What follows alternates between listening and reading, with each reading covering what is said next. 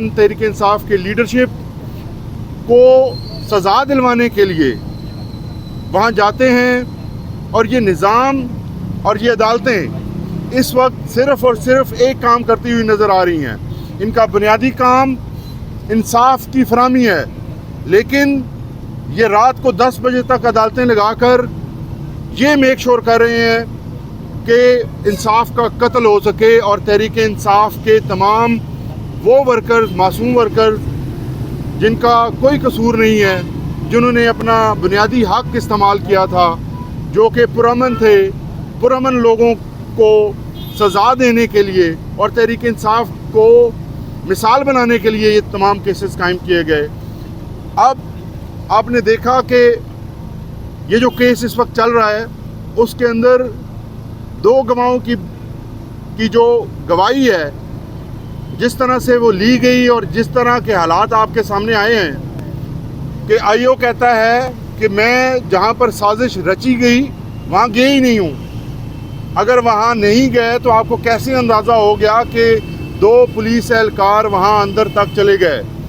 جتنے لوگ آپ میڈیا کے ہیں آپ کو معلوم ہے کہ زمان پارک کے اندر خان صاحب تک جو ایکسس تھی وہ عام ہمارے جماعت کے ورکر تک کو نہیں تھی، تو یہ کیسے ممکن ہے کہ یہ 2 لوگ اندر تک چلے گئے اور تمام گفتگو بھی سنتے رہے، اور ٹیبل کے نیچے وہ ٹیبل جس کی ہائٹ، جس کے نیچے آپ نے سنا ہوگا کہ کوئی اگر چھوٹا سا چوہا بھی ہوگا تو نظر آئے گا، ایک پورا انسان وہاں کیسے کھڑا رہا؟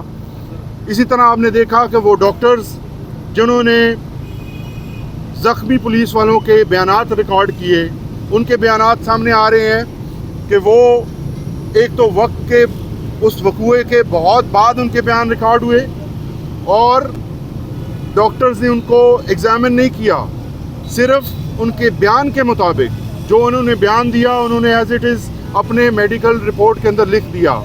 تو کیا ایسے میڈیکل رپورٹس ہوتی ہیں؟ اور اب آپ نے دیکھا کہ جو اس کیس کے تفتیشی افسر تھے وہ عمرہ پر موجود تھے، ان کے آنے کا انتظار کیا جا سکتا تھا۔ عالیہ نیلم صاحبہ کی اپنی ججمنٹ ہے جس کے اندر یہ فرماتی ہیں کہ ججمنٹ کوئی گواہ جو ہے اس کو اگر اس کی گواہی لینی ہے تو اس کو فزیکلی آنا پڑے گا، اس کو ویڈیو لنک کے تھرو نہیں بلایا جا سکتا۔ تو کس قانون کے تحت اس کو بلایا گیا اور پھر جس طرح کا حلف اس نے لیا وہ اس کیس کی تمام حقیقت کو آپ کے سامنے رکھتا ہے۔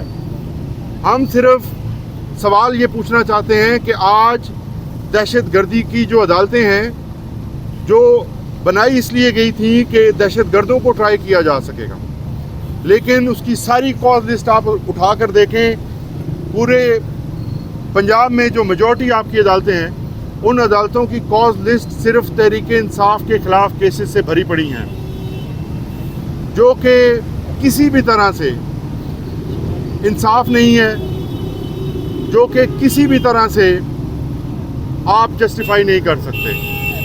میں پھر سے اپنے ججز سے، اپنی جوڈیشری سے یہ سوال کرنا چاہتا ہوں کہ کیا آپ اپنے ضمیر کے مطابق انصاف پر مبنی فیصلے اور کارروائی کرنا چاہتے ہیں، یا آپ اسی طرح سے انصاف کا قتل کریں گے؟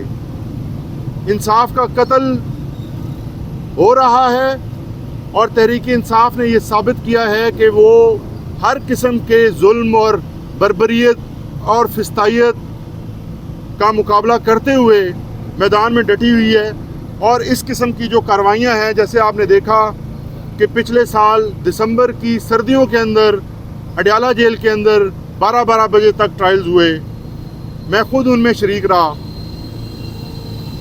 تو ان ٹرائل سے، ان سزاؤں سے آپ نہ پاکستان تحریک انصاف کی لیڈرشپ کا مورائل ڈاؤن کر سکے ہیں، نہ ہمارے قائد کو جھکا سکے ہیں، اور نہ آپ تحریک انصاف کو توڑ سکے ہیں۔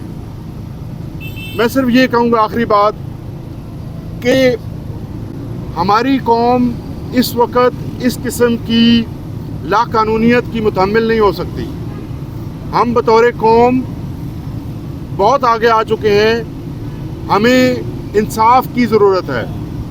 اگر انصاف ہوگا تو معاشرے کے اندر نظم و ضبط قائم رہے گا، ہم پرامن لوگ ہیں, ہماری تحریک پرامن ہے, ہم چاہتے ہیں کہ یہ پرامن رہے. ہم پھر مطالبہ کرتے ہیں, اپنی جوڈیشری سے مطالبہ کرتے ہیں کہ کم از کم انصاف ہوتا ہوا دکھائی تو دے. کم از کم آپ جو ایک ڈکلیئرڈ ٹائمنگز ہیں عدالتوں کی, ان کے اندر پروسیڈنگ کریں. ایسی کیا جلدی ہے کہ رات کے 10 بجے تک آپ پروسیڈنگ کرواتے ہیں اور خفیہ پروسیڈنگز ہوتی ہیں, نہ میڈیا کو ایکسیس دی جاتی ہے, نہ عام وکلا کو ایکسیس دی جاتی ہے. تو اس قسم کے انصاف کے ساتھ آپ لوگوں کا اس نظام انصاف سے مزید جو ٹرسٹ ہے وہ آپ ختم کریں گے. خدا را ہوش کے ناخن لیں اور اس عظیم ادارے کو جو انصاف کے نام پہ قائم ہے, جس کا مقصد انصاف کرنا ہے, اس کی جانب سے ایسے فیصلے آنے دیں جس سے لوگوں کے اندر اس ملک کے ساتھ, اس نظام کے ساتھ جو ان کی کمٹمنٹ ہے وہ قائم رہے. بہت شکریہ آپ تمام دوستوں. آپ بات کریں گی؟ جی اس طرف آپ اس طرف. بسم اللہ الرحمن الرحیم. ایاک نعبد و ایاک نستعین.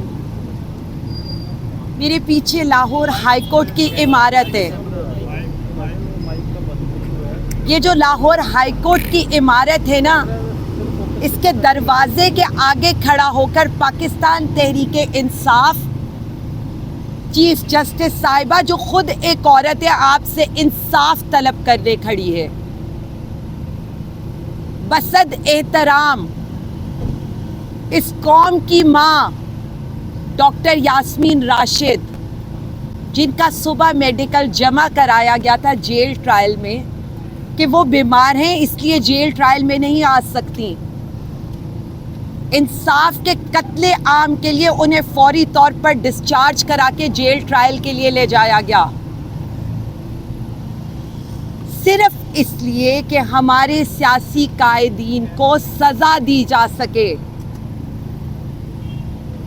ساری جرا یہ بتاتی ہے کہ یہ سارے کیسز پاکستان تحریک انصاف, وزیر اعظم عمران خان, ہمارے سیاسی قائدین اور کارکنوں کے خلاف ایک پولیٹیکل وکٹمائزیشن تھی. ایک جماعت کو, ایک لیڈر کو دیوار سے لگانے کی وہ کوشش تھی جس میں آپ کامیاب نہ ہو سکے.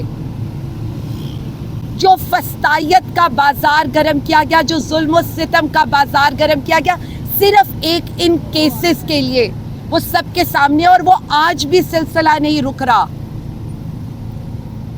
کہیں پاکستان کے سابق وزیر خارجہ کو ہسپتال سے گھسیٹتے ہوئے آپ لوگ جیل کے لیے لے جاتے ہیں, کہیں اس وقت کے موجودہ سینیٹر چودھری اعجاز کے خاندان کے ساتھ اور ان کے ساتھ جو ہسپتال میں ناروا سلوک کیا جاتا ہے اور جس طرح سے انہیں بھی دوبارہ جیل میں بھیجا جاتا ہے, جو حالات سابق گورنر عمر چیمہ صاحب کے ہیں, محمود الرشید صاحب کے ہیں, ہمارے ملٹری کسٹڈی والوں کے ہیں, یا 51 گجرانوالہ والے لوگوں کے ہیں, یا باقی ہمارے کارکنوں کے ہیں, اور اس لیڈر کے جو وزیر اعظم عمران خان ہیں, جسے آپ 22 گھنٹے ایک تنگ و تاریک سیل میں رکھتے ہیں. ان کی اہلیہ کی طبیعت ناساز ہے لیکن انہیں فرسٹ ایڈ نہیں دیا جاتا, وہ 2 دفعہ بے ہوش ہوئی ہیں. میں صرف چیف جسٹس صاحبہ کو یہ کہنا چاہتی ہوں, آپ خود بھی ایک خاتون ہیں. یہ جو ناروا سلوک اس ملک میں خواتین کے ساتھ روا رکھا جا رہا ہے, اور جس طرح سے انصاف کا قتل عام ہو رہا ہے رات کے 10 بجے تک کیسز کو چلا کر, کل 3:30 بجے ہمارے وکلا کو یہ پتہ چلتا ہے کہ جی کراس ایگزامینیشن شروع ہونے لگی ہے, اور وہ دوڑے پینل پکڑتے ہیں, سب کچھ کام کاج چھوڑتے ہیں, جیل روانہ ہوتے ہیں. یہاں میرے کئی بھائی ایسے کھڑے ہیں, اور اسپیشلی میں شاکر اعوان صاحب کا, جنہوں نے کئی گھنٹے دھوپ میں کھڑے ہوئے صرف اس انتظار میں کہ ان کو اندر جانے کی اجازت مل جائے اور یہ اندر کے حالات باہر بتا سکیں. میرے خیال میں آج دو جگہوں کا, ایک شاکر اعوان صاحب کا اور ایک صدیق جان صاحب کا, ان کے یوٹیوب چینلز کے لنک اپنے ٹویٹر اکاؤنٹ سے شیئر کروں گی کہ جس طرح سے انصاف کا قتل عام کیا جا رہا ہے. میں اپنے پاکستانی عوام سے کہوں گی کہ ان کو سنیں اور دیکھیں کہ ہمارے ساتھ کیا سلوک کیا جا رہا ہے. وہ بندہ جو اس کا گواہ ہے وہ اس دن تو موجود ہی نہیں تھا اپنی ڈیوٹی کے اوپر, لیکن گواہی رجسٹر والیوم 10 کے بعد آپ رجسٹر 10 لے آئے جس میں کوئی اندراج نہیں تھا. انوکھے انوکھے عجوبے ہوتے ہیں ہمارے 9 مئی کے کیسز میں.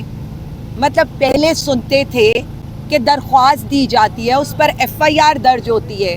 یہ پہلے مقدمے جن میں ایف آئی آر پہلے درج ہوتی ہے اور 31 گھنٹے کے بعد درخواست دی جاتی ہے.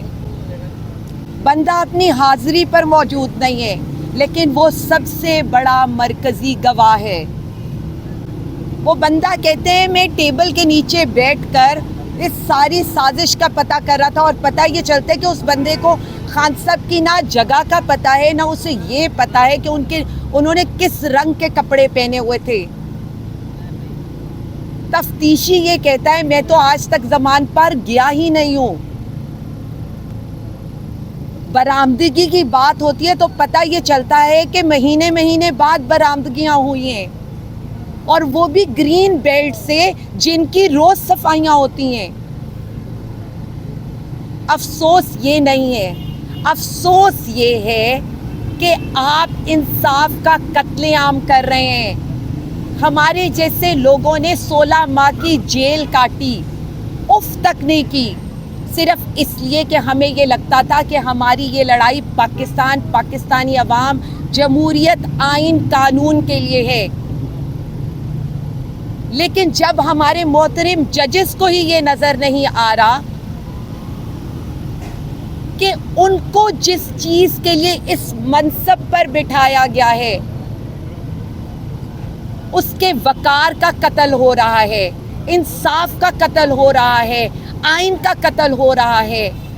میں سوال کرنا چاہتی ہوں, ایک حکومت کو جس رات کو گرایا جا رہا تھا نا ایک منتخب حکومت کو, تو رات کے 12 بجے بھی عدالت کھلی تھی. تو کیا آج ڈاکٹر یاسمین کے لیے, شاہ محمود قریشی کے لیے یہ چیف جسٹس صاحبہ آئیں گی اور اس انصاف کے قتل عام کو روکیں گی؟